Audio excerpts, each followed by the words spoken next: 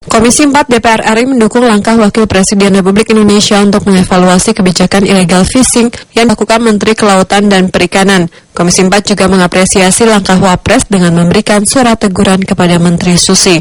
Ditemui di gedung DPR Senayan, anggota Komisi 4 DPR Azhar Romli mengatakan, instruksi Wakil Presiden tersebut merupakan hal yang wajar.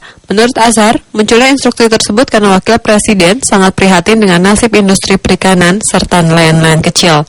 Teguran ataupun catatan kepada bawahan kalau ditinjau dari segi administrasi negara itu sesuatu yang sistem manajemen administrasi kita berjalan, apalagi kalau tegurannya bertujuan untuk keberpihakan kepada kepentingan masyarakat, apakah itu dunia usaha, apakah itu nelayan, apakah itu untuk kepentingan masyarakat umum biasa. Ini adalah suatu koreksi yang konstruktif. Sementara itu, anggota Komisi 4 Cucun Ahmad Syamsurizal menyayangkan bocornya surat instruksi tersebut kepada publik. Menurut Cucun, hal tersebut bisa menambah kegaduhan baru. Meski demikian, Cucun sangat mendukung langkah Wakil Presiden yang meminta evaluasi terhadap Menteri Susi. Cucun berharap semua menteri dapat mematuhi perintah Presiden dan Wakil Presiden.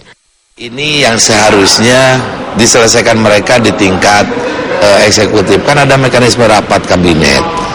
Ini harus sejalan antara Pak Presiden, Pak Wapres, Menteri-Menteri. Jangan sampai ada surat ini bocor keluar, terbuka, dikonsumsi oleh publik. Masa sih seorang menteri nggak manut sama Presidennya atau Wapresnya? Wad dan Ridwan, TVR Parlemen melaporkan.